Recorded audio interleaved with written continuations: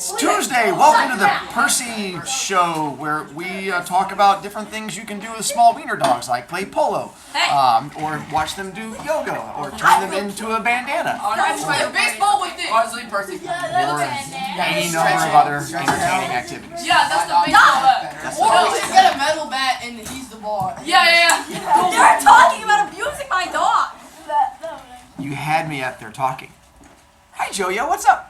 Did you say turn him into a bandana? Well, because he's long, you just like wrap around your head. Oh, he bites his little tail. And you like hollow out the inside, so like you stretch him real long. No, not that far. I figure that when he's done, he lets go of his tail and he drops and runs around, and you're like, polo! And then you just keep playing. I think my dog would definitely. Again, there is a chance I have issues. When your dog shows up, Your dog takes out.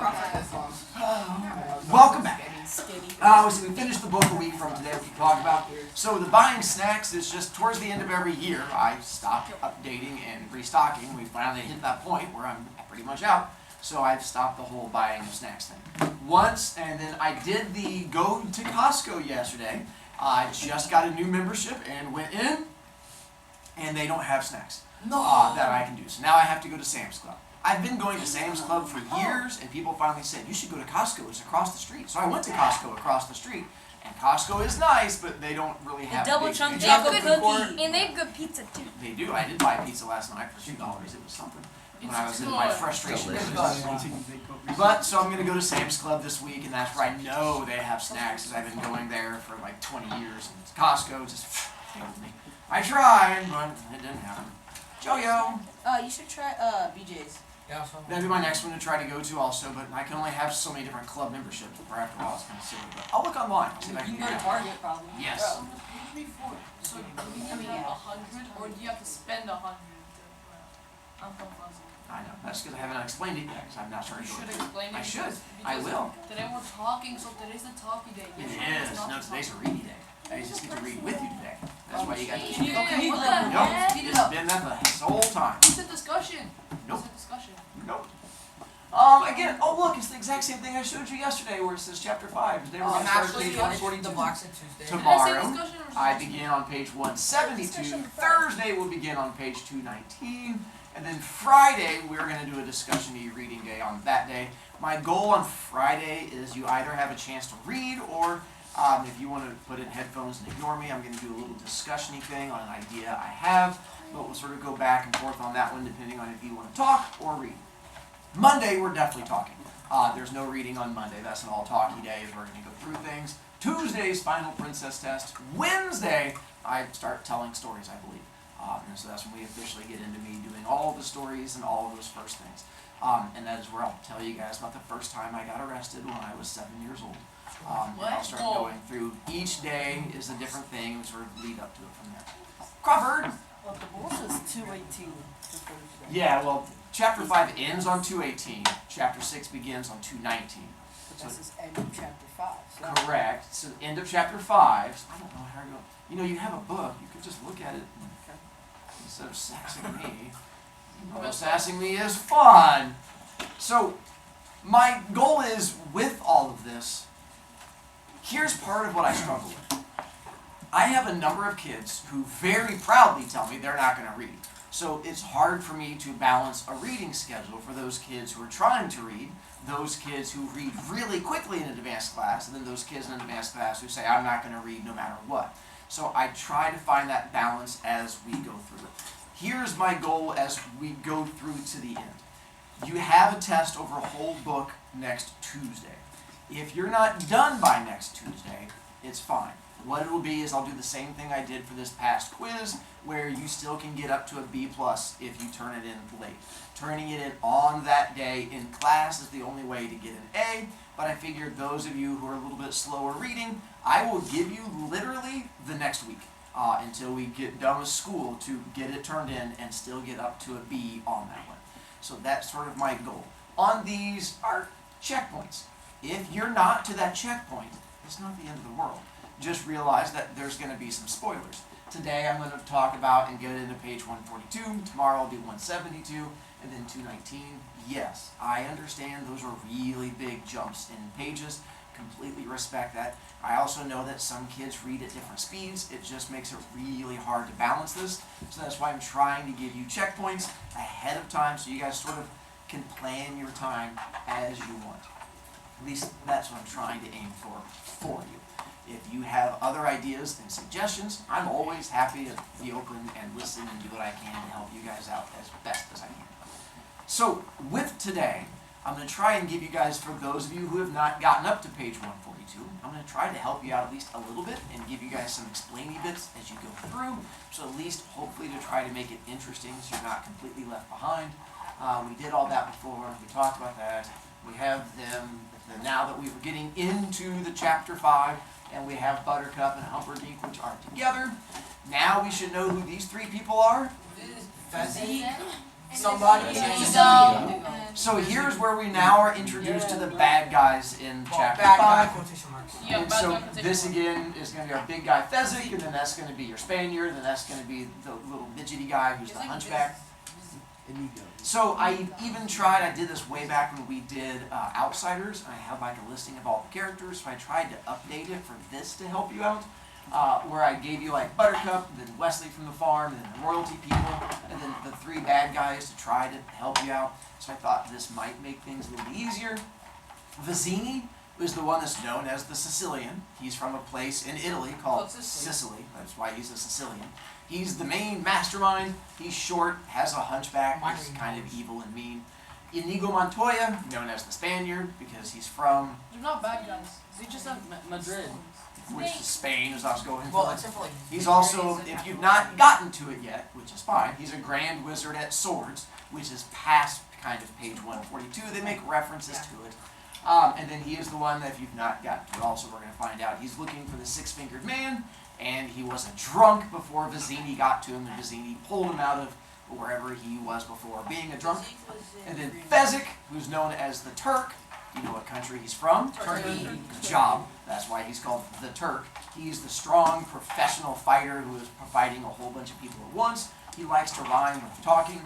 We're going to get the backstory on both of those. We're going to find out how Inigo got to that position, why he's seeking the six-fingered man, why he became a master of the swordsman. Fezzik, we're going to get his backstory and find out about how he was a professional fighter and how he went through things. Vizzini, we're not going to get a backstory on. Unfortunately, we don't get it for him, and there's probably a reason that we won't get into it. Prince and Count are going to keep playing big roles throughout the entire story as we go forward. I found when I was trying to Google pictures of the three of them, apparently this is when they are trying to escape and the man in black and the pirate is following them and they're on the little boat and she jumps over the edge. Apparently someone turned it into a school play. And so I found a little school play where you have Inigo, Vizzini, Buttercup, and then Fezzik on that one. And I thought it was kind of adorable as a school play. This is when they are leaving and they're on the boat and they turn around and what's following them? And then that's where the black boat is following them, and then eventually we find out who's in the black boat. And Buttercup tries to escape, and when she tries to escape, what gets ready to attack her? Sharks. And these are where the sharks get ready to come at her and attack her, and then that's when she freaks out and she gets saved. And then we get to the Cliffs of Insanity, called that because of where they're located outside of Florida and Gilder. You would have to be insane to try and climb them. I even tracked down a photo of them from that. Are they actually real? And so that's what they say when I was Googling them. And so there's your Cliffs of Insanity where they're going to do the little climbing up thing, and there's a little shore where they're going to land. And then that's not actual real. That would be a drawing. But Oh, it looks like a mobile game. it does look like a mobile game app. I think it's just someone in their art style. I could be wrong. Or it could be the best mobile game ever. I don't know. It doesn't how you want to look at it from there. Then before, let's see, did you have questions as far as the chase went? Just thought, make sure. Did you have a question earlier? You were waving your hand at me and I just kept babbling. Okay.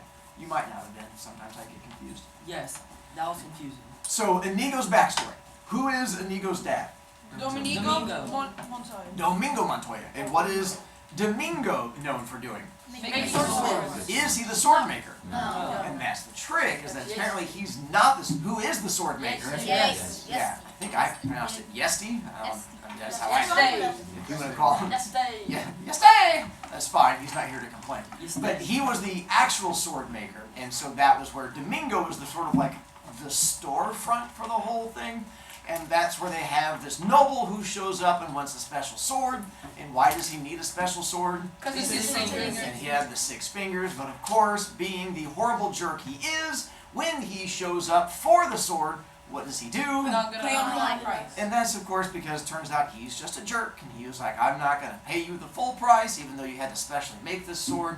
And then of course there's some sassiness. What happens to poor Domingo? And that, even though he's not the actual sword maker, and yes, he's still alive, and so that's when Inigo ends up trying to commit to killing this man who killed his father.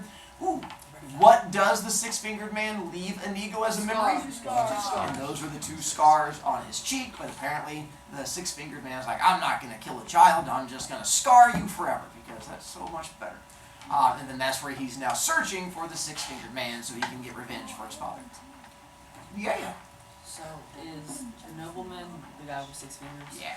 Is it like on each hand has 6 fingers? No. It's on the right. I think it's just on one hand he has the extra.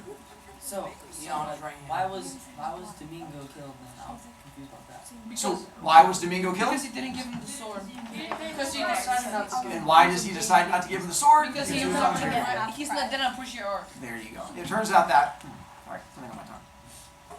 That Domingo's like, you're not worthy of this sword, I'm not going to just give it to you, and so they have a little throwdown, the guy's like, I'm noble and I'm fancy! And apparently he was like, yeah, that ain't good enough. And so apparently rich people don't like it when you insult them, it makes them sad.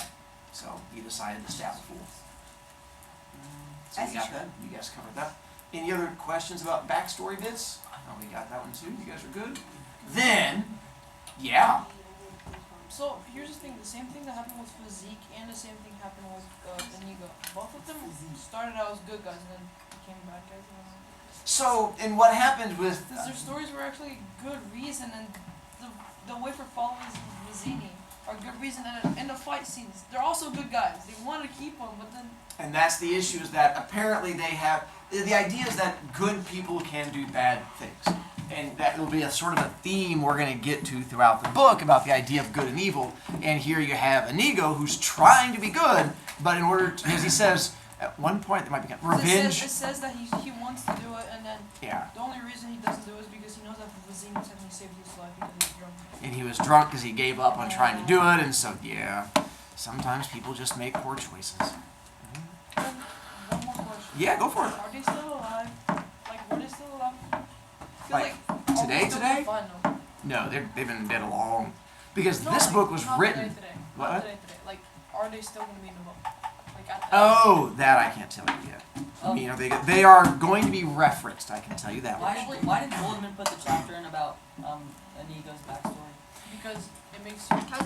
So, I mean, well, part of it is, I think he liked it because Morgenstern, again, Morgenstern, sort of like me, is a yapper. Yeah, he was And yapping that chapter. he likes to do a lot of it, and that's where part of it is. It's just some people find that yapping entertaining, and some people I like backstories. don't, and that's absolutely fine. It's That's like, where it's like hard to read. it is, and that's one of those things where part of those things, if you don't find it as interesting, I skip. You got quick timeout. Do you guys skip when you read through books and like skip I sections? skip like intros. If you don't, I mean, like when you get to like a page and it's telling you stuff, and you find the page boring, do you skip it? No. Depends how boring it is. And Like, so it says- my recommendation is skip parts you don't like, because that's how books are written. Books are written to appeal to everybody, but there might be a part where it gives a backstory where one person finds it fascinating and someone else doesn't. Don't feel ever that you have to read like every part of a book. If you get to a part and you're like, and you're like, this is really bringing me down, sink, and you go to the next part. Now, if you find yourself going, chunk, that might be more of an issue. But if there's like a part you're reading and you don't dig, fast forward. You can do the same thing when you're watching a YouTube video. When you go, and you fast forward, do it in a book. I feel like you can't skip because of the the tests that you Yeah. do. And it's understood, but typically when I try to write mine, I'm aiming for bigger concept things and not a thing you might miss in just a little bit. And my thinking is not necessarily always for books for class, but just if you guys ever just read a book, don't ever feel you have to read every page. And given, yes, I know when you read them for classes, you have to worry about missing a thing, but I just meant in general. Not every book has to be read all the way through. Anyway, all right. I want to read the scene where they get into a fight because I find that entertaining. That is a good scene. I thought so too. I skipped Oh yeah, I that. put them up there in case you. Those of you who have not seen the movie, I figured. I personally like my little cartoon drawings better with the I guy like from those Flash ones Players. better. To trick on Andre the something. Giant, Why he's is like, he he's so 75, bad? 550. Oh, is this his The book lied. They said he's not fat. No, Bro, he's the like, Spaniard actually looks. No. That's not how they No, made the it. Zini, he's like 4'2", The bro. Spaniard, he's like the guy, from like, Young China. yeah, he's like, he's like the grandma's Just boyfriend. like me. Yes, Boyfriend in the movie. Hey. She got a boyfriend. I was laughing with you. Knocked out. It's not my fault. Okay, You 5A. I don't want to hear Oh, anything. Nasty. Can't see He's that. taller than you. By like what? You're a midget. Like I'm a midget. Not attacking poor Menagerie. No. She's still dealing with her own thoughts about dealing with the dog that can be used as a polo So stick. what page are If you on? you See? say more, It's exciting! okay? Inigo You're gonna get slapped. Inigo paced the cliff edge, fingers snapping. 50 feet. Oh, let's back up one scene. 50 feet below him. No, oh, that's it. There we go. 50 feet below him now, the man in black still climbed. Inigo's impatience was beginning to bubble beyond control. He stared down at the slow progress. Find a crevice, jam in the hand. Find another crevice, jam in the other hand. 48 feet to go. Inigo slapped his sword handle and his finger snapping began to go faster. He examined the hooded climber, half hoping he would be six-fingered, but no, this one had the proper accompaniment of digits. Oh, yeah, that's fine. 47 feet to go now. Now 46. I'm going to do my best to do a Spanish accent. It is going to be awful, but hopefully it's better than previous ones. Hello there! So that is not it at all. Is that Australian? Wait, Let's can see. you do it again? I'm going to try to. I got to try that and play. Hola. Hola, español. All right. Hello there! Inigo hollered. That's horrible, bro. Just say it. Feels like a nail. When he could wait no more. The man in black glanced up and grunted. I've been watching you. The man in black nodded. Slow going? Look, I don't mean to be rude, the man in black said finally, but I'm rather busy just now, so try not to distract me. I'm sorry, Inigo said. Oh, I thought you were raising your hand. The man in black grunted again. I don't I'm going to kill this accent. I can't get it. I don't suppose you... No, that's not it either. That's British. I know. I'll just read it. I don't suppose you could speed No, things you're still up, doing Inigo said. That's American. If you want to speed things up so much, the man in black said, clearly quite angry now, you could lower a rope or a tree branch or find some other helpful thing to do. I could do that, Inigo agreed, but I don't think you would accept my help since I'm only waiting up here so that I can kill you. That does put a damper on our relationship, the man in black said then. I'm afraid you'll just have to wait. If you haven't figured out, the man on the front is the man in black. Oh my gosh. I know. 43 feet left. 41. I could give you my word as a Spaniard, Inigo said. No good. I've known too many Spaniards. I'm going crazy up here. Any time you want to change places, I'd be too happy to accept. 39 feet. And resting. The man in black just hung in space, feet dangling, the entire weight of his body, supported by the strength of his hand, jammed into the crevice. Come along now, Inigo pleaded. It's been a bit of a climb, the man in black explained. And I'm sorry. I'll be fine in a quarter hour or so. Another quarter hour? Inconceivable.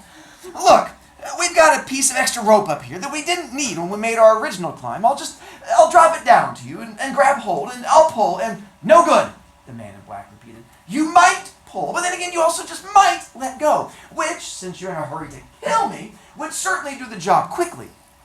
But, You wouldn't ever have known I was going to kill you if I hadn't been the one to tell you. Doesn't that let you know I can be trusted?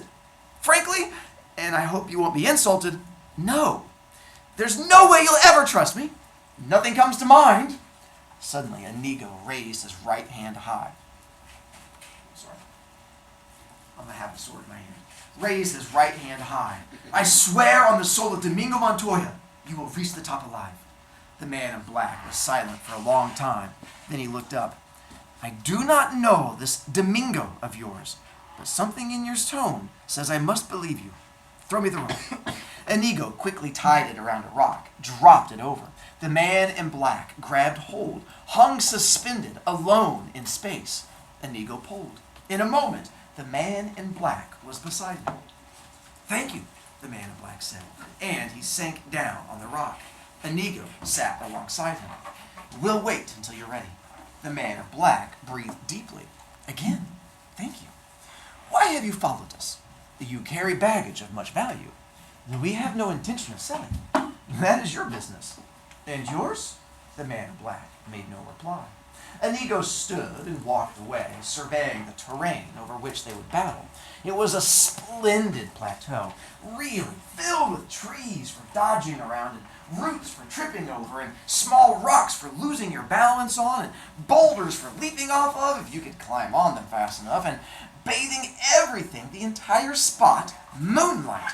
One could not ask for a more suitable testing ground for a duel, Inigo decided. It had everything, including the marvelous cliffs of insanity. The marvelous cliffs at one end, beyond which was the wonderful 1,000-foot drop. Always something to bear in mind when one was playing tactics. It was perfect. The place was perfect, provided the man in black could fence. Really fence. Inigo did then what he always did before. Inigo did then what he always did before a duel. He took the great sword from its scabbard and touched the side of the blade to his face 2 times, once along one scar, once along the other. Then he examined the man in black. A fine sailor, yes, a mighty climber, no question, courageous without a doubt. But could he fence? Really fence? Please, Inigo thought, it has been so long since I've been tested. Let this man test me. Let him be a glorious swordsman. Let him be both quick and fast, smart and strong. Give him a matchless mind for tactics, a background the equal of mine. Please, please, it's been so long. Let him be a master. I have my breath back now, the man in black said from the rope. Thank you for allowing me my rest. We'd best get on with it then. The man in black stood. You seem a decent fellow. I hate to kill you. You seem a decent fellow. I hate to die. But one of us must, Inigo said. Begin. And so saying, he took the 6-fingered sword and put it into his left hand.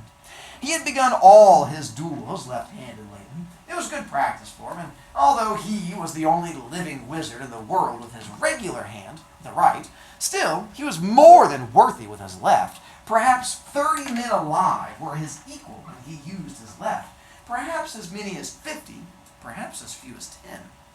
The man in black was also left-handed, and that warmed Inigo. It made things fairer. His weakness against the other man's strength, all to the good. They touched swords, and the man in black immediately began the Arriba defense, with Inigo felt was sound, considering the rocky terrain. For the Arriba kept the feet stationary at first, and made the chances of slipping minimal. Naturally, he countered with a capoeira, which surprised the man in black. But he defended well, quickly shifting at Arriba and taking the attack himself, using the principles of Thibault. Inigo had to smile. No one had taken the attack against him in so long, and it was thrilling. He let the man in black advance, let him build up courage, retreating gracefully between some trees, letting his Benetti defense keep him safe from harm. Then his legs flicked, and he was behind the nearest tree, and the man in black had not expected it and was slow reacting. Inigo flashed immediately out from the tree, attacking himself now, and the man in black retreated, stumbled, got his balance, continued moving away. Inigo was impressed with the quickness of the balance return. Most men the size of the man in black would have gone down, or at the least fallen to one hand. The man in black did neither. He simply quick-stepped, wrenched his body erect, continued fighting. They were moving parallel to the cliffs now, and the trees were behind them mostly. The man in black was slowly being forced toward a group of large boulders, for Inigo was anxious to see how well he moved when quarters were close, when you could not thrust or parry with total freedom. He continued to he continued to force, and then the boulders were surrounding them. Inigo suddenly threw his body against a nearby rock, rebounded off it with stunning force, lunging with incredible speed. First blood was his. He had pinked the man in black, grazed him only along the left wrist. A scratch was all, but it was bleeding. Immediately, the man in black hurried his retreat, getting his position away from the boulders, getting out into the open of the plateau. Inigo followed, not bothering to try to check the other man's flight. There would always be time for that later. Then the man in black launched his greatest assault. It came with no warning, and the speed and strength of it were terrifying. His blade flashed in the light again and again, and at first, Inigo was only too delighted to retreat. He was not entirely familiar with the style of the attack. It was mostly McBone, but there were snatches of Capoeira thrown in, and he continued moving backward while he concentrated on the enemy, figuring the best way to stop the assault. The man in black kept advancing, and Inigo was aware that behind him now he was coming closer and closer to the edge of the cliffs, but that could not have concerned him less. The important thing was to outthink the enemy, find his weakness, let him have his moment of exultation. And there's where I have to stop with you. Those of you who read ahead, there is a scene called the reunion scene. I have the reunion scene. And so we will be talking about that on Thursday. So if you get to the part where he talks about the reunion scene that gets cut out, I have brought that in and we'll get to it. My goal tomorrow is that we'll be talking about page 172. But unfortunately, I spent too much time talking with you guys at the beginning, which I enjoyed and you guys were fun, but it gave me less reading time with you. Wait, can you go to the next slide? Yeah. I just went through and tried to find little movie clips of him. Is that Carrie Ells? That is Carrie Elway. Right. Yeah, I looked at IMBD once yesterday. I didn't even notice you had your